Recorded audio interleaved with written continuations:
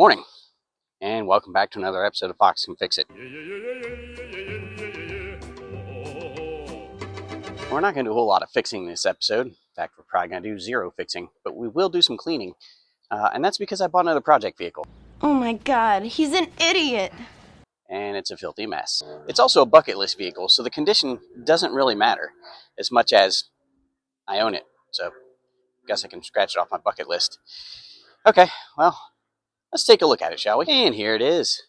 I bought a 1962 Corvair ramp side pickup truck. Oh, didn't see that one coming. Did you see that one coming? Well, I think it's a pickup truck.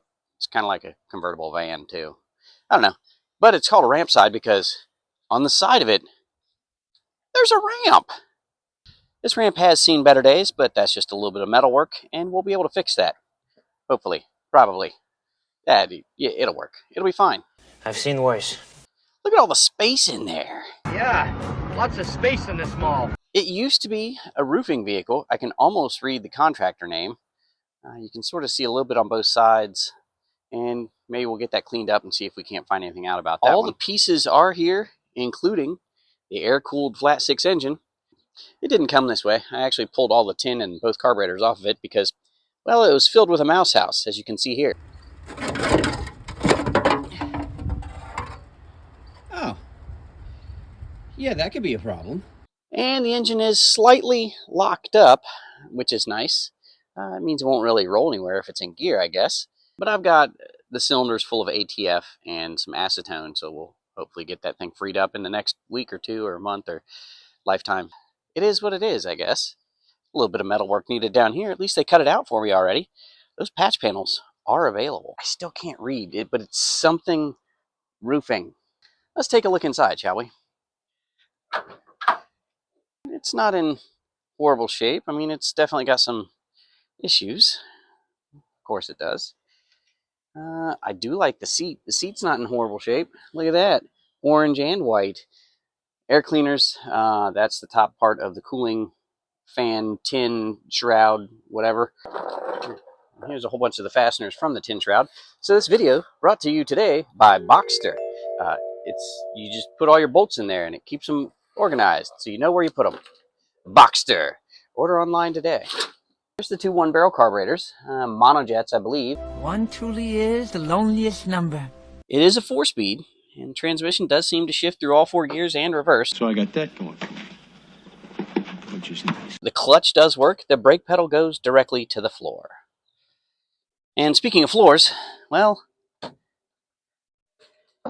actually, surprisingly, has a pretty good floor, except for on both sides right here in the footwell as you come in.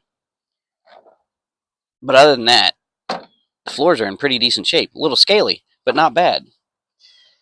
There's another hole right there. That's easily patchable. Also, the door latches don't really work. You can just do that. Great. All the glass is in great shape. The pop-out windows do pop out. I've got the wipers, no cracks in the windshield. Got all the headlight trim and the front grille trim, which is really awesome. I do like that a lot. It's a fake grille. It doesn't go anywhere. Bumper's got a little bit of a dent in it, but I think we can pull that out or replace it. Not really a big deal. A little bit of rust down here, but not terrible. Let's open this other door that also doesn't latch. There we go. And it's a similar story on this side. A hole right here by the footwell, and, well, there's the footwell. Let's look inside the glove box. All the other automotive channels do it. Road maps! Ooh, look at that. Cardboard is intact, along with snacks, apparently, from previous residents. Okay. It does have a radio. That is not original. That's an AM/FM, so it's definitely after. It's got an ashtray, probably full of ashes.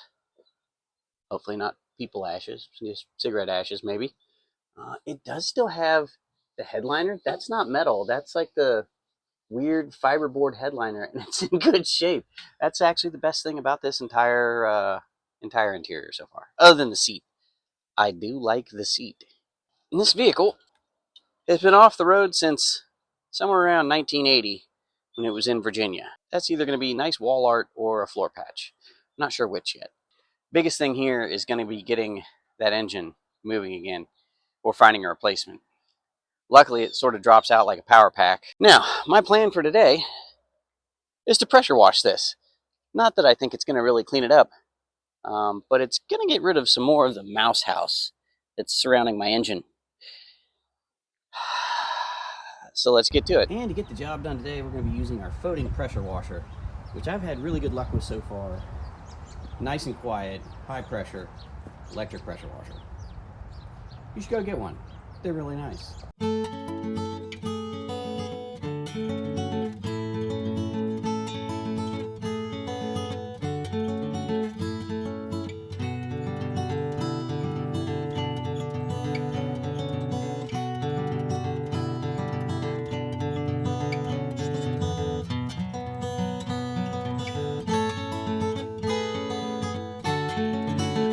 You know, it's really rare that a paint job is so bad that the pressure washer does virtually nothing.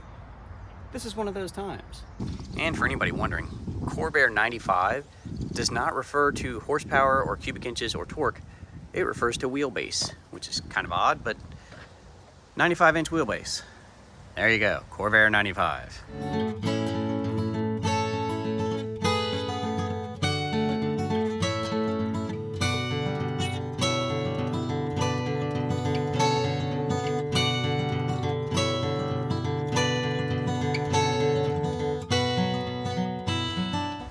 Again, little to no difference, but I feel better about it.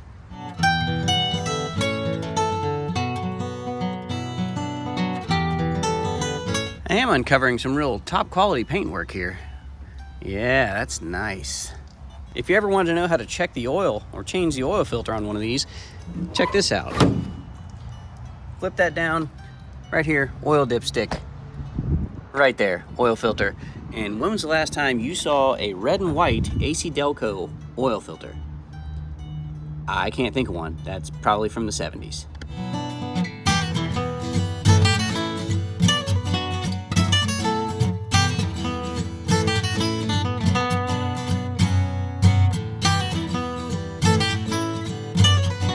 Let's see if we have any better luck on this door uncovering any of this wording other than roofing.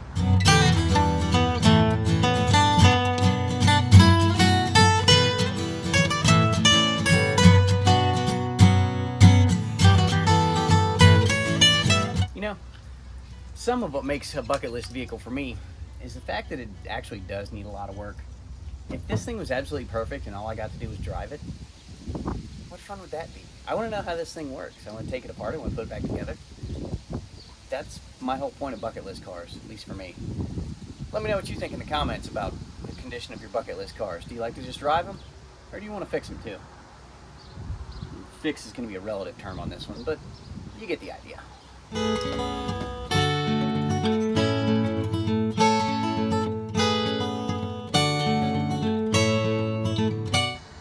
You know, it's also occurred to me that some of this moss and lichen may be structural.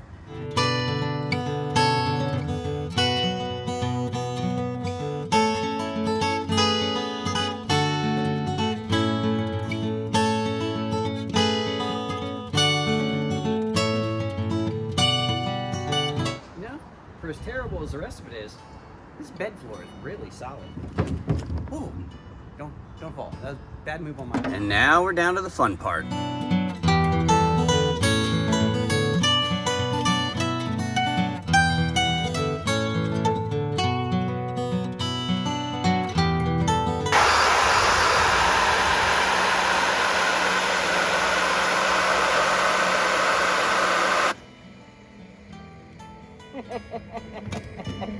That's pretty cool.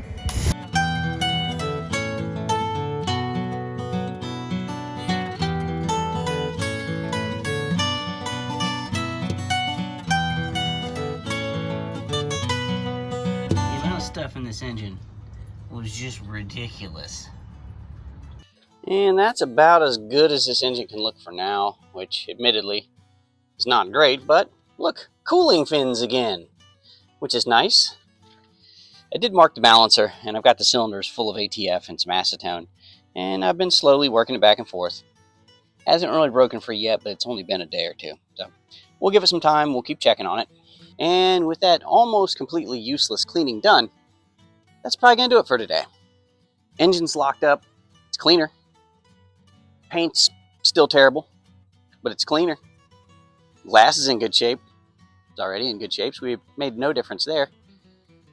I don't know what to tell you. It's been on my bucket list forever. I don't know why. Something about forward control.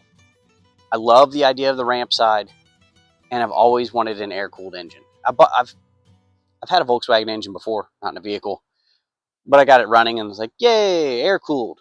Well, now, hopefully it's in a vehicle. Yeah, if we end up having to replace it with a different one, it'll be fine because it'll still be air-cooled.